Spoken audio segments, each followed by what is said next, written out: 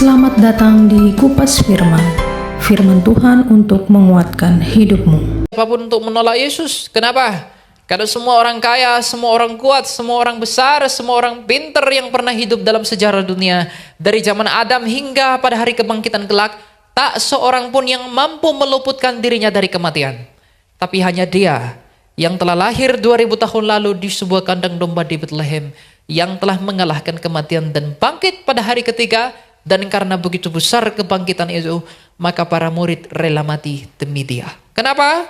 Karena mereka telah melihat, mereka telah meraba, mereka telah mendengar bahwa Tuhanku Yesus Kristus telah mengalahkan kematian itu. Lalu untuk apa aku takut pada kematian? Maka Yesus inilah jawaban daripada seluruh hidup manusia. Manusia yang mati-matian cari uang, anak muda yang pergi kuliah demi uang, orang berbisnis demi uang, uang demi makanan, demi perut. Orang di seluruh dunia ini mati-matian cari uang demi tetap hidup. Tapi semuanya akan sia-sia dan mati. Baik dari manapun engkau berasal dan seperti apapun itu, tidak akan pernah bisa menolongmu. Hanya Dia yang telah bangkit dari mati itulah yang mampu menolongmu. Nah, kalau kita tahu bahwa tidak ada jawaban hidup manusia selain daripada Yesus Kristus itu sendiri, maka sekarang bagaimanakah mengikuti Yesus itu? Kita udah tahu bahwa ternyata di luar Yesus saya tak bisa buat apa-apa. Bahwa ternyata di luar Yesus saya ini tidak berguna. Sebab sekalipun saya pinter, sekalipun saya kaya, sekalipun saya kuat, sekalipun saya bijaksana, saya akan tetap mati sebagaimana orang-orang yang dahulu mati. Hanya Tuhanku yang telah bangkit dari mati. Artinya semua yang kupunya gak bisa menyelamatkan aku dari kematian. Hanya Dia, Yesus itu. Nah kalau hanya Dia, sekarang bagaimana kita mengikut Dia? Bagaimana aku bisa mengikut Dia? Dan bagaimana caranya aku mengikut Dia?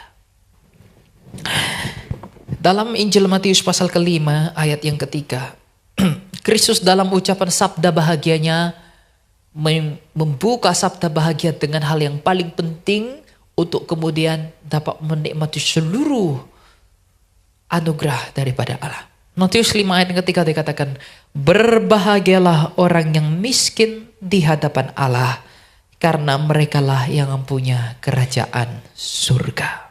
Sekali lagi, berbahagialah orang miskin di hadapan Allah, karena merekalah yang punya kerajaan surga. Artinya apa? Tanpa menjadi miskin di hadapan Allah, gak mungkin kamu memperoleh kerajaan Allah. Tanpa menjadi miskin di hadapan Allah, gak mungkin kita diselamatkan. Tanpa menjadi miskin di hadapan Allah, gak mungkin kita bisa bertemu dengan Allah. Nah sekarang, apakah arti kemiskinan di hadapan Allah? Di dalam bahasa asli di Yunani-nya ini sebenarnya bunyinya adalah berbahagialah orang miskin di dalam roh. Orang yang tidak miskin secara roh di hadapan Allah, gak mungkin dia akan masuk dalam kerajaan surga. Nah sekarang bagaimana dan seperti apa ciri-ciri orang yang miskin dalam roh?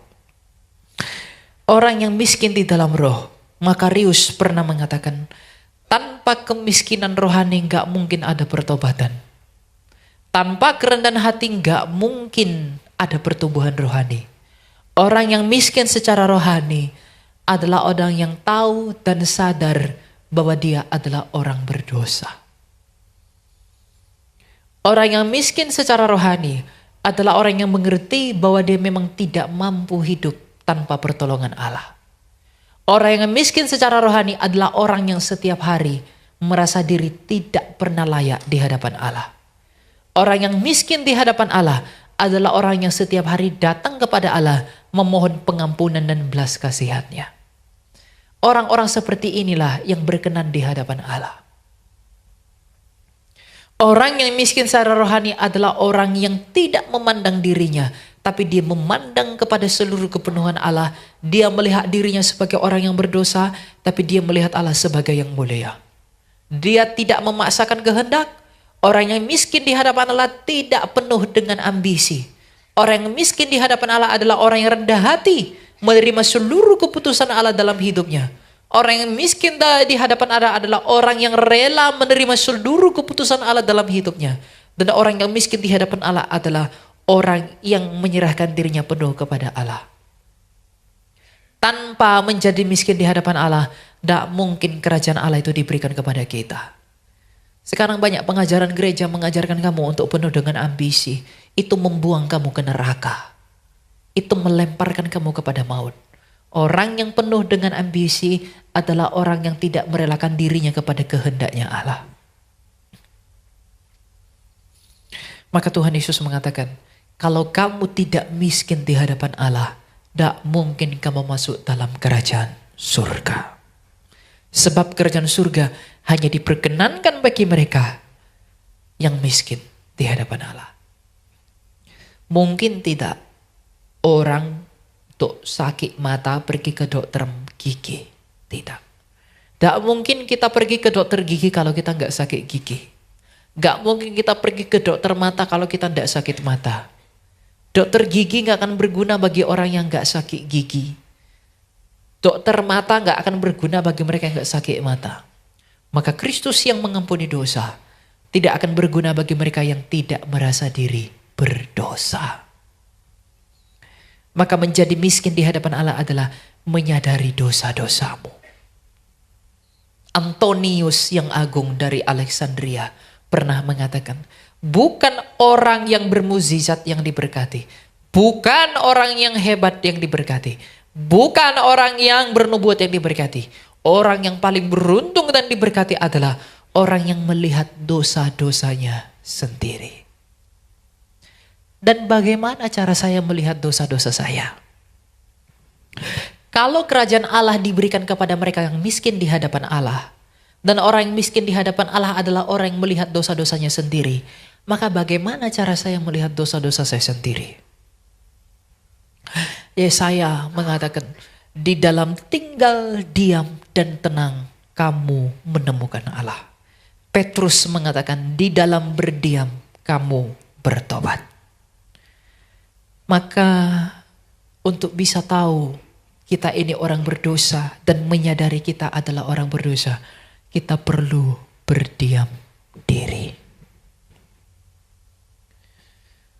Kamu mungkin disibukkan Senin, Selasa, Senin main padel, Selasa arisan, Rabu ketemu teman di mall, Kamis makan-makan, Jumat jemput anak, Sabtu liburan, Minggu baru ibadah.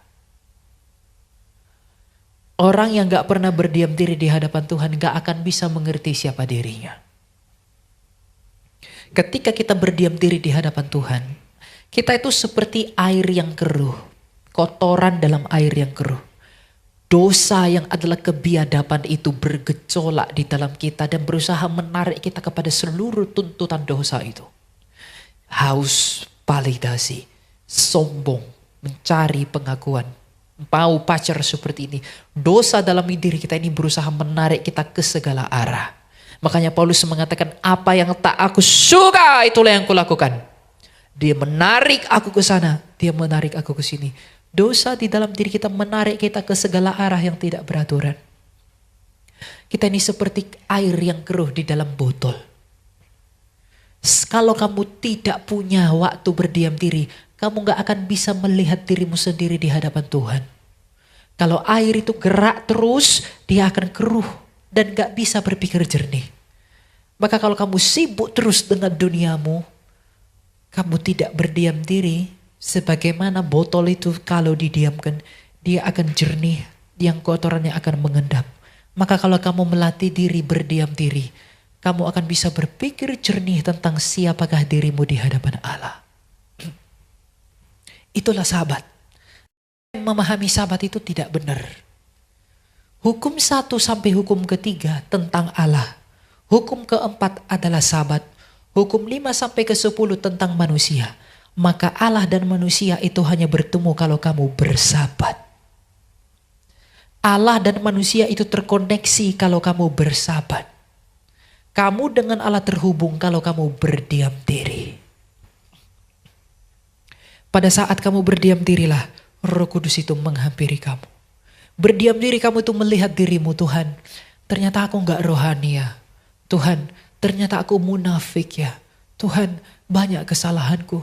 Aku masih simpan kepahitan. Tuhan, aku ini tamak ya Tuhan. Tuhan, ternyata aku keinginanku banyak sekali Tuhan. Tuhan, ternyata aku ini lemah. Ketika kamu berdiam diri menyadari semuanya itu, disitulah anugerah Tuhan bekerja memberikan kamu iman yang murni. Iman adalah dasar pengharapan. Maka iman yang benar itu hanya akan lahir ketika kamu di dalam keadaan tidak ada harapan. Maka di dalam berdiam diri di kamarmu, renungkanlah semua dosamu, renungkanlah semua kesalahanmu, sehingga kamu ada di tahap kamu tidak pernah bisa diselamatkan. Renungkan semua kesalahanmu di hadapan Allah, lalu katakan, Tuhan, dengan semua dosa dan pelanggaranku ini, aku memang tak layak diselamatkan. Ketika kamu mengaku dengan hati yang seperti itu tulus di hadapan Tuhan, maka Tuhan akan karuniakan kamu iman yang benar-benar murni. Karena iman itu tidak pernah mengandalkan kemampuan diri. Iman itu sepenuhnya anugerah. Jadi kalau kamu mengatakan saya sudah baik, saya sudah melayani Tuhan, saya sudah jadi pengkhotbah, saya sudah jadi worship leader, saya pasti selamat. Tidak, itu bukan iman. Karena iman yang murni adalah ketika kamu merasa bahwa ternyata saya tidak bisa ditolong. Saya ini tidak tertolong. Tuhan akan mengaruniakan kamu iman yang murni di dalam pengharapan yang pasti. Maka latih dirimu berdiam diri. Kalau kamu tidak berdiam diri, kamu gak mungkin bisa melihat dirimu. Jangan terlalu sibuk dengan acara-acara. Acara Natal tanggal 1 sampai tanggal 31 Natal terus. Tidak ada waktu untuk berdiam diri. Berdiam diri adalah waktu yang terbaik untuk merenungkan siapa dirimu. Karena ketika kamu berdiam diri, dosamu itu diam. Dan roh yang di dalam kamu akan diingatkan oleh roh Allah. Anak muda apalagi. Anak muda, jangan kamu terpedaya dengan apa kerohanian yang palsu. Di dalam kitab Wahyu ada dikatakan, ketika jurang maut itu terbuka, maka keluarlah yang tampak seperti kuda yang rupanya seperti belalang. Dan dia berambut seperti rambut perempuan dan menggunakan mahkota seperti mahkota. Orang hanya cukup ke gereja, dia pikir dia sudah bermahkota. Kemenangan rohani yang palsu. Kemenangan rohani palsu itu menimpa hampir semua orang Kristen. Dia pikir dia dengan ke gereja, puji Tuhan, haleluya, aku diberkati, lumbung-lumbungku penuh, aku kepala bukan ekor. Kamu pikir itu benar? Konteksnya benar, tapi sikap hatimu salah.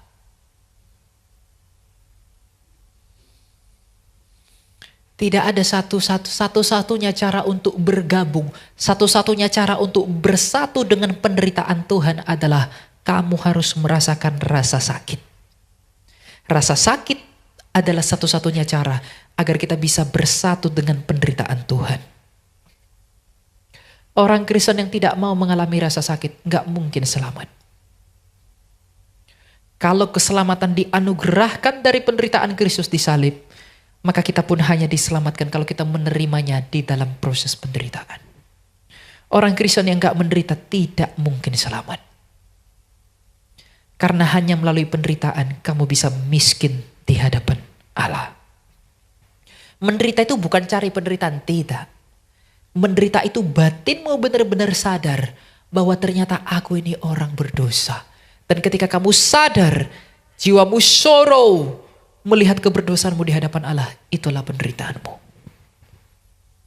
Ketika kamu melihat bahwa aku tidak punya harapan, tapi Tuhanku telah memberikan harapan itu, mengandalkan anugerah itu, itulah orang yang miskin di hadapan Allah. Jadi latih dirimu berdiam diri. Karena hanya dengan berdiam diri kamu bisa melihat siapa dirimu di hadapan Allah. Ini gak ada batasan usia kepada semua orang. Kamu pikir kamu dengan sibuk pelayanan kamu udah hebat? Enggak, kamu tertipu. Senin GBI, Selasa GMS, Rabu GKI, Kamis Pentakosta, Jumat HKBP, lalu sibuk saya pelayan Tuhan. Tidak. Tuhan gak ingin kamu jadi Marta. Tuhan mau kamu jadi Maria. Diam, dengarkan aku. Berdoa itu bukan tentang kamu yang didengar Tuhan. Orang pikir berdoa itu dia yang didengar Tuhan. Tidak. Kamu mendengar Allah. Kamu gak ngomong pun Tuhan tahu apa yang ada dalam hatimu dan apa yang mau kamu sampaikan. Tapi belum tentu kamu mengerti maksudnya apa kan. Berdoa itu bukan kita yang didengar Tuhan. Kita yang mendengar Tuhan. Makanya berdiam diri di dalam kamarmu. Ambil kesempatan waktumu untuk mendengarkan Tuhan. Mendengarkan apa? Mendengarkan apa yang Dia maksudkan dalam hidupmu pada hari ini. Jadi kalau kamu gak mau melatih, membentuk kewaspadaanmu untuk mendengarkan Tuhan. Apa yang bisa kamu dapatkan dalam hidup pertobatanmu? Gak ada orang bisa bertobat kalau dia gak sadar dosa-dosanya. Yohanes Chrysostomus mengatakan dosa adalah luka dan firman Allah adalah obatnya. Makanya kalau ada hamba Tuhan baru ngerti firman Tuhan, ngerti Alkitab, lalu dia merasa paling suci, itu penipu. Hanya orang yang sakit parah butuh obat banyak. Kalau firman Tuhan ini adalah obat, semakin kamu ngerti banyak firman Tuhan artinya kamu paling sakit. Orang ngerti banyak firman Tuhan tuh orang yang paling sakit. Orang yang hampir tidak tertolong. Jadi kalau Tuhan izinkan kamu mengerti banyak firman Tuhan, artinya memang Tuhan mau mengobati kamu karena sakitmu dan saya parah. Saya ngerti firman Tuhan, artinya saya ini sakitnya parah. Karena saya butuh banyak sekali obat. Jadi kalau ada hamba Tuhan melayani Tuhan, ngerti firman Tuhan, jadi rasa jadi nabi, penipu. Tidak ada orang ngerti firman Tuhan rasa jadi nabi.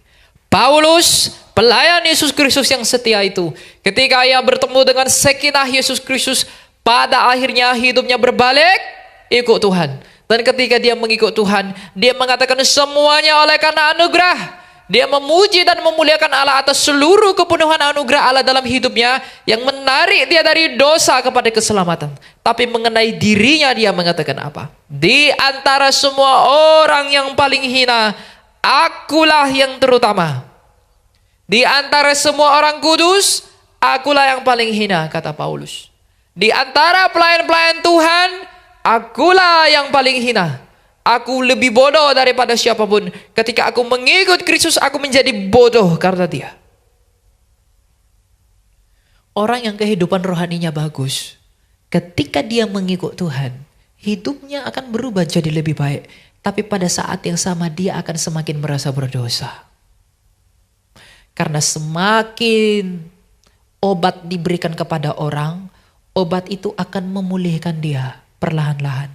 Tapi pada saat yang sama ketika dia diberi terus minum obat, dia pun pada saat yang sama sadar bahwa dia adalah orang yang paling sakit. Maka orang ketika ikut Tuhan, hidupnya akan semakin berubah lebih baik. Tapi pada saat yang sama dia akan berpikir bahwa ternyata akulah yang paling sakit. Akulah yang paling hina. Tanpa memandang kehinaan, kita nggak bisa melihat kemuliaan. Kalau kamu melihat dirimu sebagai orang yang mulia, pada saat yang sama engkau menjatuhkan dirimu. Kenapa malaikat di surga nggak ada dosa? Kenapa bisa dia jatuh ke bawah? Di surga itu tidak ada kesombongan, tapi kenapa dia bisa sombong? Di surga itu tidak ada dosa, kenapa dia bisa berdosa?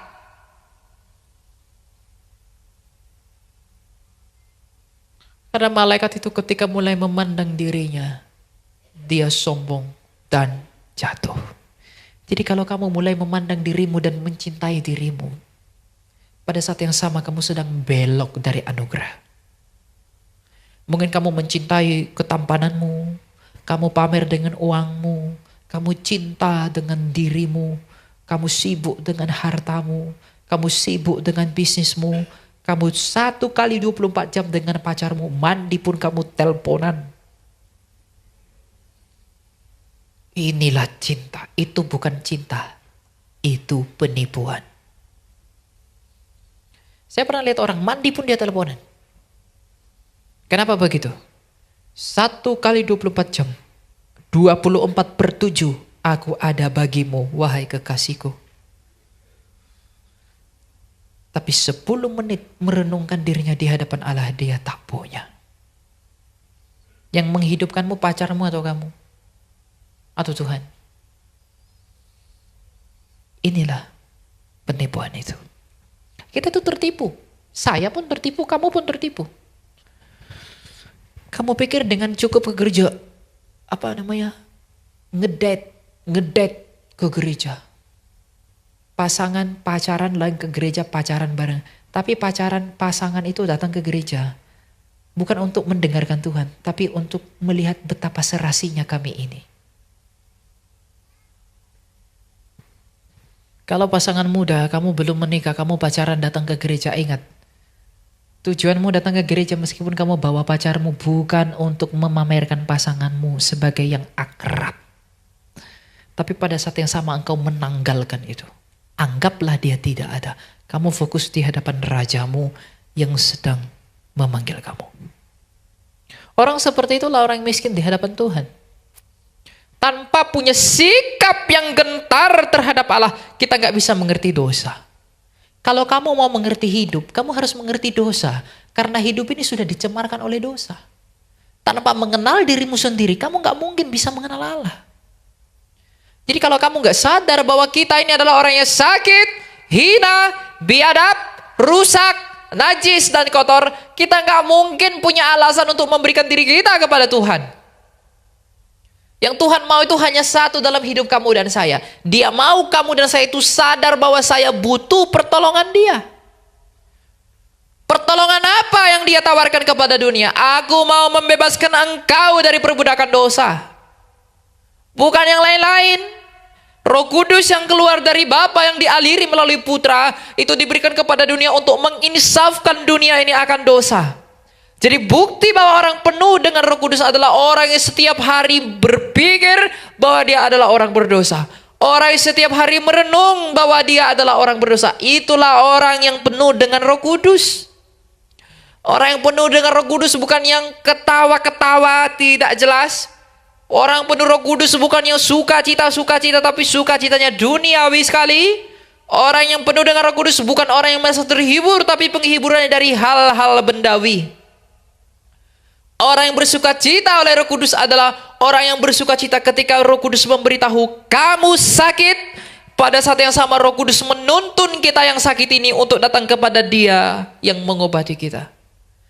Saya akan bersukacita kalau dokter memberitahu saya sakit, lalu kemudian dengan demikian dia merekomendasikan saya obat-obat agar saya sembuh. Adalah aneh kita bersyukur kepada para dokter yang memberikan obat pahit dalam hidup, di dalam penyakit kita, obat-obatan yang pahit untuk menyembuhkan kita. Tapi kita tidak bersyukur kepada Tuhan atas hidup yang keras untuk mendekatkan kita kepada Allah. Tertipu. Kemakmuran. Orang Kristen tak boleh menderita. Orang Kristen tak boleh miskin. Orang Kristen tak boleh begini. Orang Kristen tak boleh begini. Itu pengajaran yang hari ini digaung-gaungkan yang akan membinasakan kamu. Jadi kalau kamu ikut Yesus hanya mau yang ada di dunia ini, hari ini tidak perlu ikut dia. Karena dia gak pernah tawarkan itu ketika dia ikut. Yang menawarkan semua yang baik di dunia ini hanya setan. Dia bilang kepada Yesus, kalau engkau mau ikut aku kasih ini semua. Tapi Yesus mengatakan, hai engkau, kamu mau ikut aku, pikul salibmu. Salib itulah yang membuat kamu miskin di hadapan Allah. Dengan memikul salibmu setiap hari, itu kamu akan membuat selalu butuh pertolongan Tuhan. Dengan memikul salib setiap hari, kita akan melihat kembali kepada salib Tuhan. Dengan memikul salib setiap hari, kita akan mengenang penderitaan Tuhan. Dengan memikul salib setiap hari, kita mengingat Tuhan setiap hari. Maka ambil waktu untuk berdiam diri, untuk merenungkan betapa beratnya salibmu, yang dengan demikian kita datang kepada Tuhan memohon pertolongannya agar dia menolong kita memangku salib yang berat itu. Kemuliaan yang akan dinyatakan kelak itu tidak sebanding dengan penderitaanmu hari ini. Maka Bapak Ibu, kalau hari ini kamu menderita, hari ini kamu bergumul, hari ini kamu sakit, kamu didiagnosa apa, atau kamu punya masalah dalam keluargamu, Pergilah ke dalam kamarmu dan jangan minta kesembuhan kepada Tuhan. Tapi jangan bilang, Tuhan kenapa ini terjadi? Jangan. Tapi tanyakan, Tuhan apa yang mau kamu ajari dari peristiwa ini? Orang sakit langsung minta kesembuhan kepada Tuhan, itu bukan orang yang benar. Tapi ketika kamu diizinkan Tuhan ditimpa sebuah malapetaka, kamu tanya kepada Tuhan, Tuhan apakah maksudmu mengizinkan ini dalam hidupku? Apa yang mau engkau ubah dalam diriku? Itu yang mau ditanya kepada Tuhan. Itulah orang yang miskin rohani. Orang yang miskin di dalam roh adalah orang yang seperti itu, rela menerima keputusan Allah. Rendah hati mengakui bahwa aku layak. Tapi meskipun aku layak mendapatkan yang buruk ya Tuhan, aku tahu Engkau adalah yang mengasihiku. Engkau punya rencana yang baik di balik semua yang buruk ini. Itu yang harus kamu tanya kepada Tuhan. Tuhan tuh gak mungkin mengizinkan kepalamu terbentur kalau dia tidak punya maksud daripada itu. Tuhan tidak izinkan kamu sakit kalau Tuhan tidak mau membentuk kamu lebih baik dari sakitmu. Seorang yang bahaya itu kalau Tuhan tidak awasi. Diizinkan Tuhan melakukan semuanya. Ketika dia mati dia binasa. Jadi hari ini kalau kamu sedang diikat oleh Tuhan melalui hal-hal yang membatasi kamu, bersyukurlah. Itu membentuk kamu semakin miskin di hadapan Allah. Guru Tertullian itu ketika masih anak-anak punya iman yang sangat kuat. Bahkan dia dipukuli dan terjadi mukjizat. Dia sembuh, dipukul sembuh, dicambuk sembuh. Orang-orang heran, kok anak-anak seperti ini punya iman sebesar ini. Akhirnya orang-orang percaya kepada Tuhan. Hal yang sakit dalam hidupmu itu bisa menjadi Injil bagi orang lain. Jadi kalau kamu cinta dirimu, kamu gak ngerti ini. Tapi kalau kamu cinta Kristus, kamu akan ngerti ini. Karena kalau kamu cinta dirimu, oh aku gak seharusnya begini, aku gak seharusnya begini. Tapi kalau kamu cinta Tuhan, Tuhan aku tahu Engkau adalah yang mengizinkan ini. Engkau mau melakukan sesuatu. Itulah orang yang rela, yang miskin dalam roh. Orang yang menerima keputusan Allah secara penuh. Karena kamu gak tahu hidupmu lebih baik daripada Tuhan sendiri. Tuhan tidak pernah salah dalam keputusannya. Dosa di dalam kamu dan sayalah yang membuat kita salah memahami Dia. Maka latih dirimu, milikilah hati yang miskin di hadapan Tuhan. Menangislah karena dosa-dosamu. Pernah gak kamu menangis karena dosamu? Atau menangis karena belum dapat cita-cita? Menangis karena belum dapat pacar yang seperti orang Korea? Menangis karena belum dapat mobil baru? Menangis karena belum dapat rumah ukuran 1000 hektar? Apa yang membuat kamu menangis? Dosamu sendiri atau keinginanmu yang sia-sia?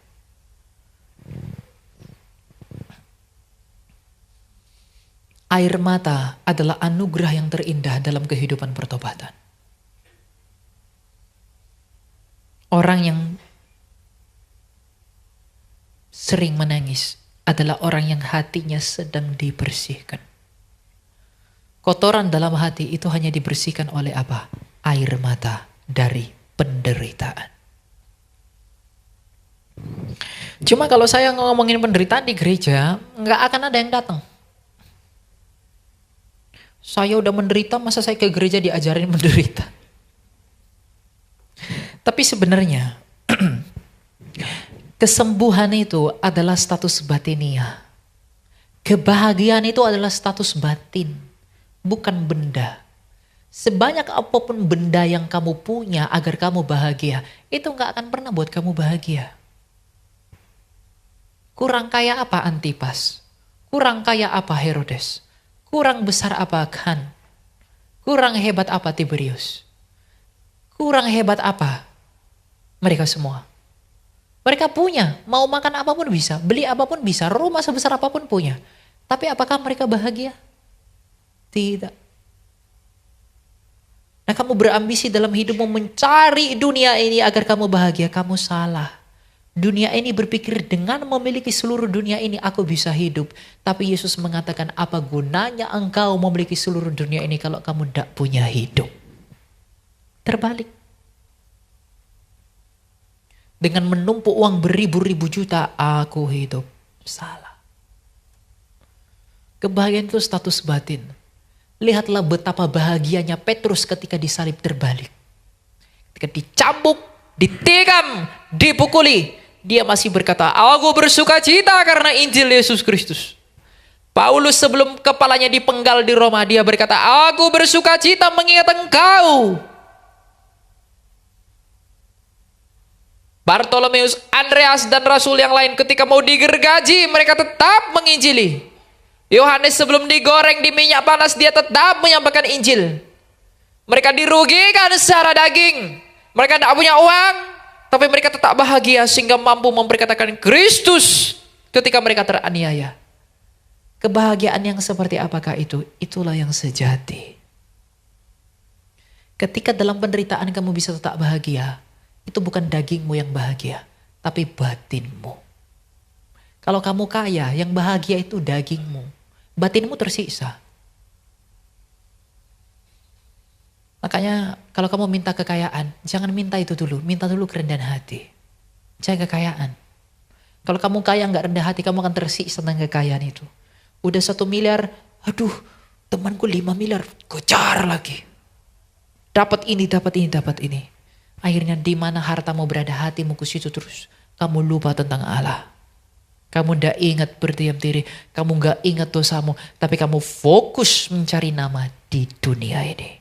Lihatlah Babel yang berusaha cari nama di dunia ini telah dibuang oleh Allah.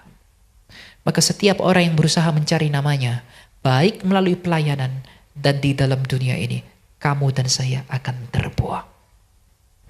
Kalau saya cari nama melalui pelayanan, kalau saya mencari popularitas melalui pelayanan, saya sendiri pun akan dibuang oleh Tuhan. Kalau kamu melakukan hal-hal di dunia ini, pekerjaanmu, dengan demikian kamu mau cari nama, cinta diri demi pengakuan, pada saat yang sama sebelum terlambat, engkau sedang mengarahkan dirimu kepada pembuangan. Yohanes Kristostomus mengatakan, tidak ada orang yang lebih kasihan daripada orang yang cinta diri. Orang yang cinta diri gak mungkin miskin secara rohani. Orang yang miskin rohani itu akan menganggap penghinaan sebagai sesuatu yang baik. Orang yang miskin rohani itu akan menerima teguran sebagai sesuatu yang baik. Bukan orang yang banyak protes. Orang yang miskin secara rohani adalah orang yang berpikir bahwa segala sesuatu itu ada dalam anugerah Tuhan. Jadi belajar merendahkan dirimu dengan tidak menuntut. Kalau kamu dan saya mengalami yang buruk, kamu dan saya layak mendapatkan itu. Kenapa? Saya dan kamu banyak dosanya. Yesus Kristus yang suci itu tak layak mendapatkan sakit seperti apapun. Tapi dia dibuat lebih parah daripada kita. Apakah itu kalau bukan kasih? Kalau dia menganggap kesetaraan dengan Bapaknya, tidak mungkin kamu dan saya selamat. Jadi kalau dia merendahkan dirinya ke dunia ini, maka kamu rendahkan dirimu. Jangan dia turun ke bawah, kamu naik ke atas. Gak ketemu. Makanya tadi di khotbah pertama saya katakan bahwa mahkota orang Kristen itu hanya Kristus. Gak ada yang lain. Kalau kamu mencintai sesuatu lebih besar daripada Kristus itu, apapun itu berhalamu. Apa yang kamu doakan, itulah jati dirimu. Jadi jangan fokus pada hal-hal yang tampak akan rusak. Tampak baik tapi akan rusak. Jangan. Tapi untuk bisa melihat ini, untuk bisa melihat kebiadaban dalam diri kita, untuk bisa melihat kesalahan dalam diri saya, untuk bisa melihat dosa-dosa saya, untuk bisa melihat arah hidup saya kemana, untuk bisa saya ini seperti apa, apakah saya mau binasa, apakah saya selamat, itu gak akan bisa terjadi kalau kamu tidak berdiam diri mendengarkan Roh Kudus bekerja dalam hidupmu. Jadi berdiam diri. Yesus kenapa harus pergi melipir sendirian berdoa? Kenapa harus pergi sendirian kepada gurun? Karena dia ingin intim dengan Allahnya. Dia intim dengan Bapaknya. Yang melalui keintiman itu dia tahu kehendak Bapa. Maka kamu dalam hidupmu pun perlu berdiam diri. Agar berdiam diri melalui apapun yang terjadi dalam hidupmu. Kamu tahu apa kehendak Allah melalui semua peristiwa itu. Karena semua peristiwa itu adalah untuk menggenapi kehendak Allah yang mulia itu. Tapi itu menjadi tidak mulia karena ego saya. Itu menjadi tidak mulia karena keinginan saya yang cemar. Itu menjadi tidak mulia karena dosa saya. Itu menjadi tidak mulia karena keinginan-keinginan saya yang menghancurkan maksud Allah. Lihatlah betapa dalamnya dosa itu merusak kamu dan saya. Lihatlah betapa hebatnya dosa itu menipu kamu dan saya. Dosa itu kebiadaban. Dosa itu kerusakan. Kekotoran yang diam di dalam kita. Jadi kalau kamu gak kenal dosamu, gak mungkin kamu sembuh. Kalau kamu gak tahu dosamu, gak mungkin kamu selamat. Jangan terlalu pede, saya udah diselamatkan, haleluya, haleluya. Tanpa sikap hati yang miskin di hadapan Allah, dia menipu dirinya. Rasul Yohanes mengatakan, kalau seseorang mengatakan dirinya tidak berdosa, dia menipu dirinya. Jangan pikir keselamatan itu hal yang enteng, tidak. Keselamatan itu hal yang sulit. Pintunya sempit. Jangan kamu pikir datang ke gereja kamu udah selamat, tidak. Orang yang di gereja banyak terbuang di hari pengadilan. Matius 7, yang terbuang itu orang yang menyebut Yesus Tuhan. Orang yang menyebut dia guru. Orang yang bermukjizat. Orang yang bernubuat. Kalau orang yang bermukjizat dan bernubuat saja terbuang, apalagi yang tidak? Apa yang salah? Tidak miskin secara rohani. Nah, hamba Tuhan juga, para pelayan Tuhan. Kamu tidak boleh punya ambisi dalam melayani Tuhan. Kamu jangan takut kehilangan jemaatmu. Saya lihat ada hamba Tuhan takut kehilangan jemaat. Yesus ketika berkhotbah keras tentang tubuh dan darahnya. 70 murid itu banyak mengundurkan diri. Apakah dia bilang, oh enggak begitu, jangan pergi. Apakah dia bilang begitu? Tidak. Dia malah tantang Petrus. Kamu enggak mau pergi juga? Pergilah. Ini yang bisa kuberikan. Kalau kamu enggak mau menerima, ya udah pergi. Hamba Tuhan tuh enggak boleh punya ambisi. Karena kamu melakukan kehendak Tuanmu, bukan kehendakmu sendiri. Menteri itu melakukan kehendak presiden. Saya dan kamu pelayan Tuhan, bukan melakukan visi misimu, tapi melakukan visi Allah. Visi Allah itu bukan tentang menambah jumlah orang Kristen makin banyak, bukan. Tapi mendidik mereka semakin rendah hati, semakin serupa dengan Kristus. Sebab ada tertulis, tujuan daripada orang Kristen adalah menjadi serupa dengan Kristus. Nah, jemaat pun, kalau kamu ditegur oleh firman Tuhan, lalu kamu lari dan pergi, kamu sedang membuat dirimu lebih kasihan daripada yang seharusnya. Itulah dosa yang menipu kamu. Kamu tidak mau ditegur, kamu nggak mau dinasihati. Waduh terlalu keras, waduh tegurannya begini. Itulah dosa yang sedang menggerogoti kamu. Sehingga kamu tidak rela ditelanjangi. Kamu tidak rela diberitahu kesalahanmu. Dan kamu tidak rela diberitahu kebiadaban kita. Itulah dosa. Ketika saya ditegur, saya tidak mau terima tegur. Saya sakit hati dan tidak mau lagi ke gereja. Itulah kebiadaban dosa dalam diri saya yang besar. Lalu orang begitu ngomong, aku kesana aja, aku selamat. Kamu tidak akan pernah selamat. Dengan seperti itu. Karena keselamatan itu penyembuhan batin. Keselamatan itu bukan tentang surga. Saya telah diselamatkan dengan penghapusan dosa saya di salib. Saya sedang diselamatkan dengan pemurnian iman. Dan saya akan diselamatkan pada hari kebangkitan. Itu yang benar. Jangan pede kali kamu sudah selamat. Tapi kamu tidak peka terhadap kesalahan dan kebiadaban batin kita. Kalau kita masih cinta sekali dengan dunia, kita terikat dengan hal-hal dunia ini. Jangan ngomongin keselamatan. Kalau kita tidak rela melayani Allah dalam segala sesuatu dan di dalam segala keadaan, jangan ngomongin keselamatan. Karena keselamatan itu adalah bagaimana saya rela, saya rendah hati, dan saya berserah diri kepada Tuhan. Tapi kuncinya adalah, gak mungkin semua itu bisa dianugerahkan kalau kamu tidak membuka diri agar Roh Kudus menambahkan karunia itu dalam hidupmu. Maka ingatlah itu senantiasa dalam hidupmu. Orang yang masuk dalam kerajaan Allah hanyalah orang yang miskin di hadapan Allah. Orang yang miskin di hadapan Allah adalah orang yang merendahkan dirinya di hadapan Allah dan mengerti dosa-dosanya. Untuk bisa mengerti dosa-dosa kita, kita harus melatih banyak berdiam diri. Dengan berdiam diri kita mengundang Roh Kudus mengingatkan, memurnikan. Dia memimpin dari depan, dia mengikuti dari belakang, dia mengurapi dari atas, dia menopang dari bawah, dia mengelilingi kita ketika kita berdiam diri. Dengan demikian ketika kita mati dalam pertandingan iman dan sikap hati seperti itu, maka benarlah kata Paulus, aku telah menyelesaikan pertandinganku dengan baik.